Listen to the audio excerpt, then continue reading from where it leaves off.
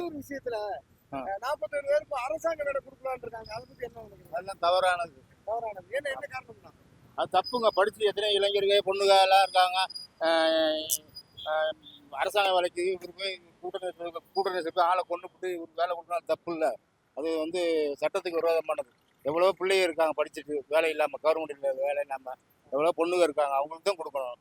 இவர் அதிமுக ஆட்சியை தான் கட்சியில் இருக்க பூரா எல்லாத்தையும் பணத்தை கொடுத்து பேரம் பேசி உருவி கட்சியில் ஒன்றும் இல்லாமல் ஆக்குறாரு. அந்த மாதிரி பண்ணிக்கிட்டு இருக்காரு. இப்போ ஆதவர்ஜனா ரொம்ப ஓவராக பேசுகிறாரு. ஸ்டாலினை பண்ணிடுவேன், உதயநிதியை பண்ணிடுவேன், அவங்க தான் கொண்டாங்க, அவங்க தான் கொலை பண்ணாங்க, போலீஸ் வச்சு கொண்டாங்கன்னு அவர் ஏடாவடம் பேசுகிறார். ஒரு அமைச்சர் இருந்துக்கிட்டு பொறுப்பு இல்லாமல் பேசுகிறாரு பப்ளிக்கில். அதெல்லாம் தவறான அது சரியில்லை. பார்ப்போம் என்ன நடக்குதுன்னு. ஆனால் விஜய் உண்மையில ஜெயிப்பாருன்னு நினைச்சீங்களா? ஒரு சீட்டு கூட வராது நினைச்சேன். செங்கோட்டை மட்டும் தான் வருவார் நினைச்சேன்.